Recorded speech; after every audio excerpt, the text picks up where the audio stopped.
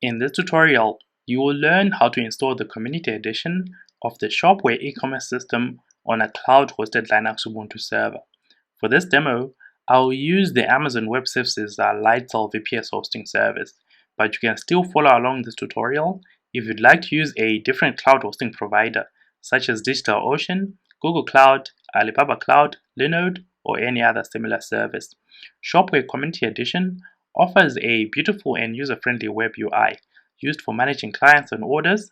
It also allows you to manage the prices of your products, change or update themes, design email templates for marketing, and so much more. So basically, if you're a new or existing business owner and looking for an affordable way to deploy a global e-commerce solution, then we recommend that you actually try out the Shopware e-commerce solution for a brand. With Shopware, you can deploy a complete end-to-end solution from designing your online store and managing orders to shipping and final product delivery. So watch this tutorial right up to the end and learn how you can actually install the actual Shopware system. At the end of the tutorial, you will also learn how you can actually protect the system with a free SSL certificate from letsencrypt. I've already signed into my Amazon account, and the first thing that I'm actually going to do is to show you how to deploy the actual instance. So click on the Create Instance button, and on the Instance Location section, you can actually choose a region. So I'm just going to choose the Ireland region for this demonstration, but you can actually choose any other region that you'd like. So just scroll down a bit, and then on the Select a Platform section, choose Linux, click on OS Only, and then select the Ubuntu 20.04 blueprint. Scroll down to the Choose Your Instance Plan section, and you can choose any plan from the available options. So in my case, I'm just going to choose the $10 plan that actually gives you 3 months free. And then on the Identify Your Instance section, we're just going to name this instance Shopware Server. And then once you've given it a name, click on the Create Instance button to actually complete the instance creation process.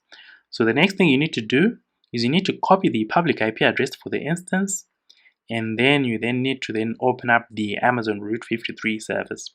So just go back to the Amazon dashboard and search for Route 53. So just click on the returned Route 53 search result, and then click on hosted zones. Click on any one hosted zone for your registered domain names, and then click on Create Record. So on the value field, I'm just going to paste in the public IP address for the instance, and then I'm going to set the record name to Shopware Server, and then click on the Create Records button. So we've actually successfully created an A record that maps to the instance that we've actually just created. So the next thing that I'm going to do is I'm actually going to connect to this instance via SSH. So click on the instance name, and on the Connect tab, click on the Download Default Key link. So go to your Downloads directory and rename the keypair file. So we're just going to actually rename it here to Shopware Key. I'm just going to call it Shopware Key actually. And then the next thing I'm going to do is I'm actually going to open up my terminal application. So let me just open up my terminal application real quick. And the first thing that I'm going to do is to change my working directory to the downloads directory. And then to set the keypair file as read-only, you need to run the command chmod 400 shopwarekey.pem. And then to connect to the instance via SSH, run the command sshi, append the file name for the keypair file, and then type in Ubuntu. And then I'm just going to copy and paste the public IP address for the instance. So just copy the IP address and then paste that into the terminal window. So you should get a verification prompt asking you if you're actually sure to continue with the connection. So just type in yes and press end, and you should now be connected to the instance via SSH. So I'm just going to run the command sudo su to elevate my rights or to just change to the root user account, and then just run the command apt update to download and install some essential system updates. So once you've downloaded those updates, the next thing you need to do is you need to run the command hostnamectl set hostname, and then I'm going to set the hostname to Shopware server actually. So we're just actually going to match that to the A record that we actually created earlier. And then next, we're going to edit the host configuration file. So just run command nano etc hosts, And in this host file, you need to add the record 127.0.0.1, and then you need to set that to shopwareserver.yourdomainname.com, and then append shopware server at the end. And then finally, we're just going to reboot this instance so that all of the changes we've made will take effect. And then next, we're going to install Nginx, MariaDB, and to download the actual shopware software.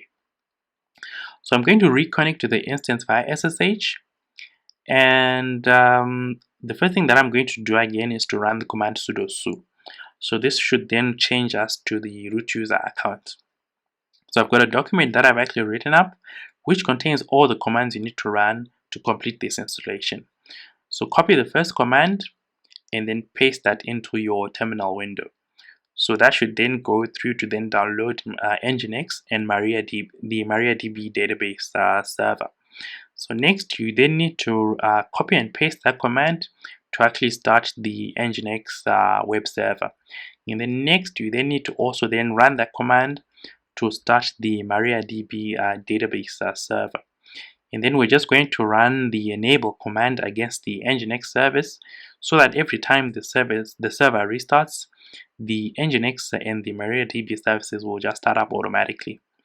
So next, we're just going to install a few software dependencies. So you just need to copy and paste that command. And this should just take about a minute or so. And the next thing that we're going to do is to install PHP. But first, I'm just going to add the Andre.j repository to my Ubuntu server. So just run that command, and it should do an apt update on its own actually. And then you then need to copy and paste that command to actually download PHP. So once you've actually copied and pasted in that command, you then need to edit the PHP configuration file. You need to make a few changes to this configuration, such as increasing the memory limit as well as the maximum file upload size limit. So I'm just waiting for the installation of PHP to complete. And then once it's actually done, we're then going to edit the PHP configuration file. So just paste in that command and then press enter. And then you need to look for the memory limit parameter. So just press Ctrl W and then type in memory underscore limit. So you need to then change that from 128 megabytes. We're then going to lift that up to 512 megabytes. So just to give PHP a bit more memory. And then we're going to modify the upload limit, and then we're then going to actually set that to 1 gig. So we're actually going to allow file uploads of up to 1 gig, just in case your online store is going to be having large images. So you just want to have that parameter configured so that when you're uploading product images, you don't face issues later on. So the next parameter that I'm actually going to edit is the max execution parameter. So we're just going to set that to 300 seconds. So this is the maximum amount of time that a script is allowed to run. So we just set that to 300 seconds just to be sure that we don't face any script runtime issues. So next, we're actually going to download a component called IronCube. So this component is actually needed by the shopware system. So I'm just going to download that. And then once you've actually downloaded that, you need to extract the downloaded file. So it's sort of like a PHP extension that shopware needs for it to actually run successfully. So you then need to then check the default PHP extensions directory. And as you can see, that's the actual directory that we need to then copy through the IronCube file that we've downloaded earlier. So just copy that command and then paste that into your terminal window to actually copy through the file that we've actually just downloaded to the PHP extensions directory. And then next, you then need to re-edit the PHP configuration file, and you need to tell PHP of where to find this file. So I'm just going to copy that command and then paste that into my terminal window. So we're just going to be pasting that directly into the PHP configuration file. And then next, you then need to just restart PHP. So just copy that command and paste that into the terminal window, for all of the changes that we've just made to take effect. So the next thing that we're going to do is we're going to create a database for the shopware system. But before we actually do that, we need to complete the MySQL secure installation process, just to make our MySQL installation a bit more secure. So we're just going to be doing things like removing anonymous users and also disallowing remote login. So once you've completed the MySQL secure installation process, copy and paste that command to then connect through to the MariaDB database shell. And then the first command that I'm going to run, as you can see, is a query that actually creates a database. So the next thing that we're going to do is we're going to create a user and also set a password for that user, so that this is the actual user that the shopware application will actually use to access the database. And then finally, I'm just going to flash privileges and then exit out of the MariaDB database shell. So just type in flash privileges and then exit out of that shell to complete that database creation process. So we're going to now create a directory in the default HTML directory for Nginx. In the next, I'm then going to change my working directory to that shopware directory that I've actually just created. So just copy and paste the command and press enter. And then finally, we're then going to download shopware from the official download page. It's actually an Amazon S3 bucket that we're actually going to be downloading this from. So let me just check the existence of that zip archive file. And then I'm just going to use the unzip command actually to unzip the shopware zip file that we've just downloaded. So just copy and paste that and press enter. So you need to then change the ownership of the shopware directory to the default user that Nginx uses whenever it's accessing web-facing files. And then you need to also then set the required permissions for the shopware directory. So just paste that in and press enter. And finally, we then need to create a virtual host configuration file, so that the Nginx web server knows exactly how to load up the shopware application. So on the server name, you need to make sure you set your domain name, and you also need to check the root directory that you've also specified. So I'm just going to then run a configuration test for Nginx, and then we're then going to just reload the Nginx or restart the Nginx system service. And finally, we're then going to check the status of the Nginx services just to make sure that the service is actually running. So the service is actually running, and as you can see, I think we should be good to go actually. So the next thing that I'm going to do is we're just going to go back to the instance section, and we're going to open up HTTPS port 443. So I'm going to open up HTTPS port 443 so that we can be able to connect through to this instance via a secure port. And I'm also going to disable IPv6 networking for this instance. So next, you need to open up the shopware web-based dashboard and complete the post installation setup wizard. So you need to open up a new browser window and type in the address for your shopware server. You should be greeted with a window like this. Just click on next, and as you can see, we meet all the required system requirements. Click on the I agree to the license terms and click on next. So you need to type in the database user. So I'm just going to check that in the document I used for this installation. So I'm just going to copy the user, and I'm going to then paste that into the database user input box.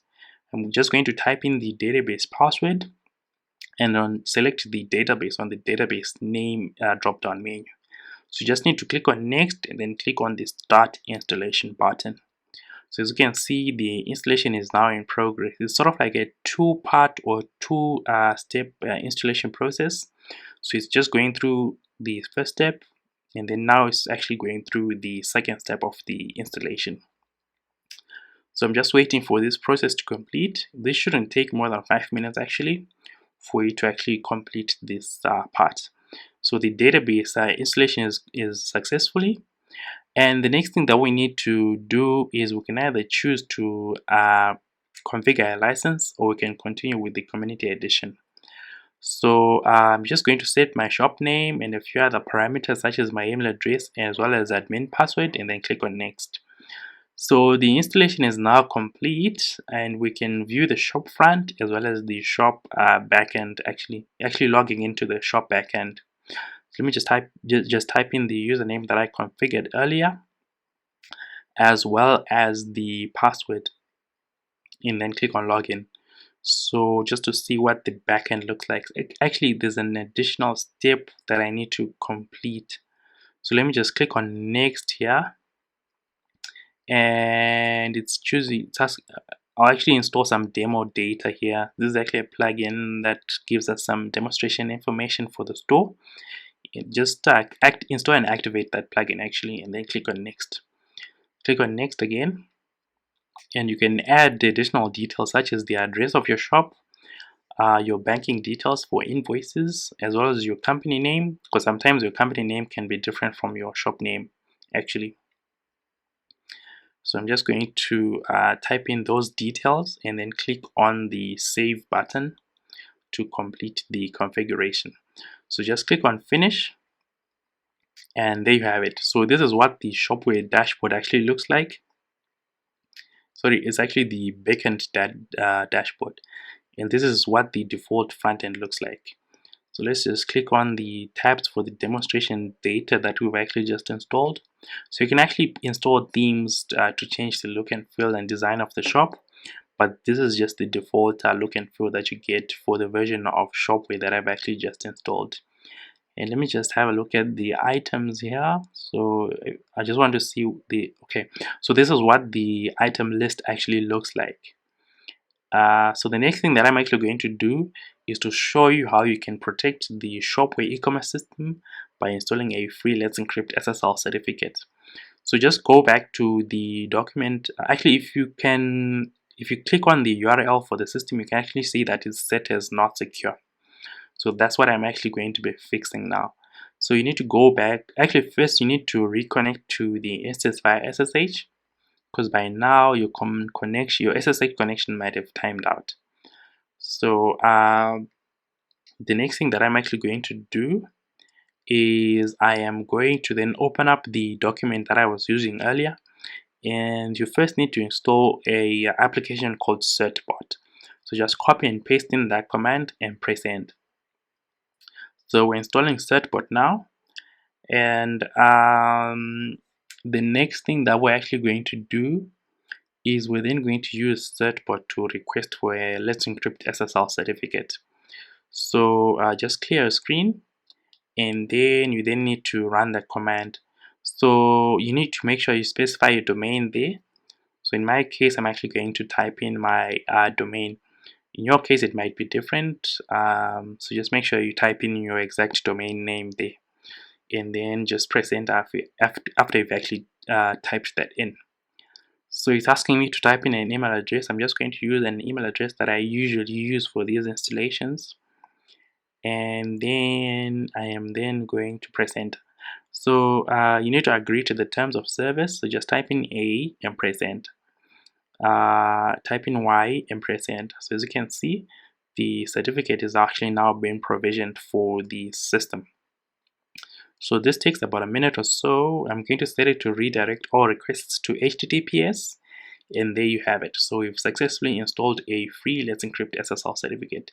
So if you refresh the page, you'll see that that not secure parameter or notification will disappear, and you should now see a lock icon. If you click on the certificate details, you actually see that this certificate is actually from Let's Encrypt. So that's been it, guys. I hope this tutorial has been informative, and I'd like to thank you for viewing.